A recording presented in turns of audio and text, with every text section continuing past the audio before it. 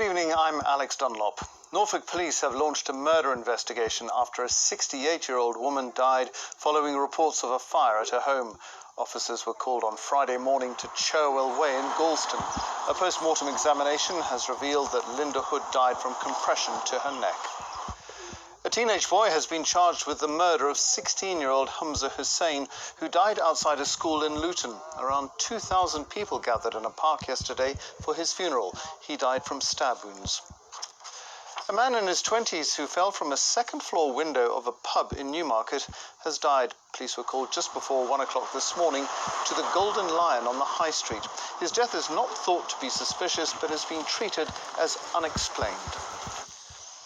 As the Prime Minister prepares to announce tomorrow if the lockdown is lifted, the Conservative MP for Hertford and Stortford says the decision has to be irreversible. The R number, the reproduction rate for the virus in our region, has gone up to between 1.1 and 1.4, but so far those figures aren't being reflected in hospital admissions. One thing that the Prime Minister's always said, which I think is really important, is that this has got to be irreversible, that it could go a bit slower. None of us want it to go slower. Everyone will be really disappointed. Businesses in my constituency will obviously be really disappointed. But in terms of clarity and certainty and safety for people, I can understand that irreversible nature of it is really important. After a year's delay, football fans across the region have been glued to the biggest international sporting event since the outbreak of the pandemic, the Euros, of course.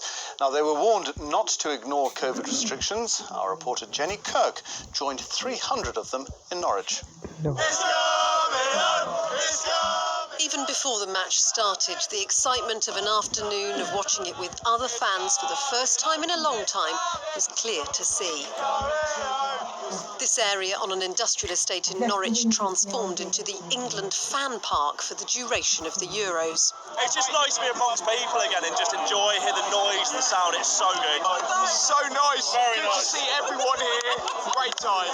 It feels amazing because there's such a great atmosphere today and it's coming home.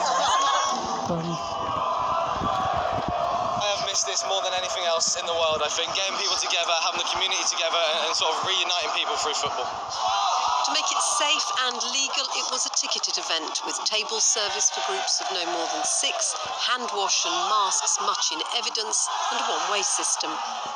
Although reminders to stay seated ignored when England scored.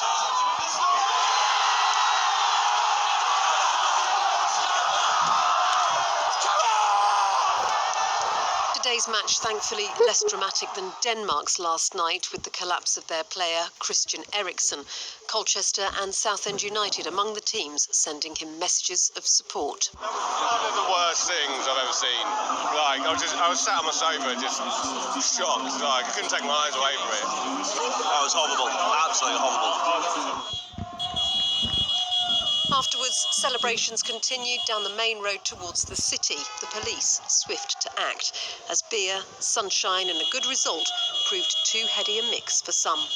Jenny Kirk, BBC Look East. The Lowestoft MP, Peter Aldous, says many of the region's fishermen have been let down by this week's fishing deal between Britain and the EU. British fishermen will be allowed to catch an extra 26,000 tonnes of fish, but local crews say it means EU boats will be able to come into British waters and catch as much as they like. The government says it accepts that not everyone will be happy with the deal. What's clear over the last 6 months is a real appetite to better manage our waters in a more sustainable way for the benefit of local fishermen, and we haven't yet grasped that nettle. And finally, former Royal Marine Jack Fleckney from Northamptonshire missed out on breaking the world record for the most chin-ups in 24 hours because of a shoulder injury. That said, he still managed to raise £50,000 for charity, and he says he'll attempt the world record again very soon.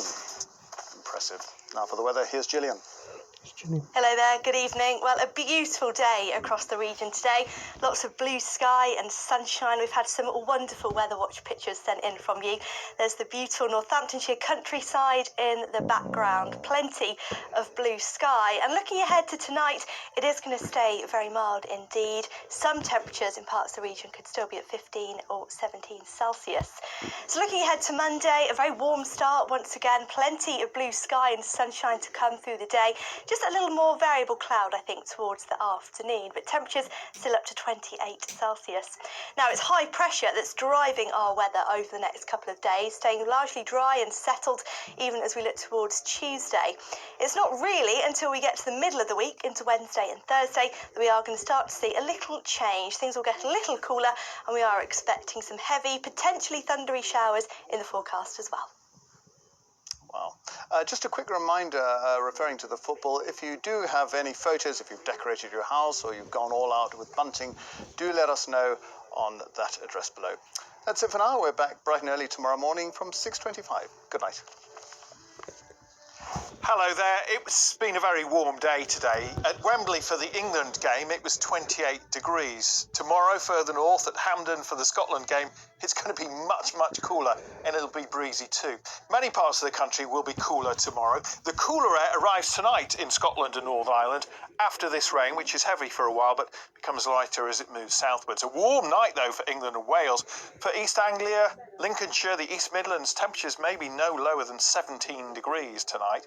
What's left of the rain in the morning across northern England, North Wales, that'll peter out, and we've got this band of cloud heading southeastwards. Either side of that, there will be some sunshine, but increasing cloud coming into Scotland and Northern Ireland with some blustery showers in the northwest. And here it's much cooler. And that cooler air spills down to much of England and Wales, but it's still warm and muggy across the southeast and East Anglia before that cloud arrives later on in the afternoon.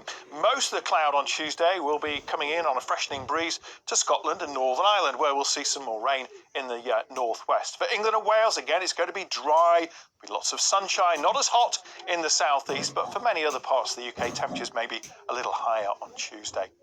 Through the rest of the week, Scotland and Northern Ireland look somewhat drier, but it will be much cooler air here. For Wales and particularly England, with the heat and humidity building again, we do have the threat of some thundery downpours. That's it. Good night.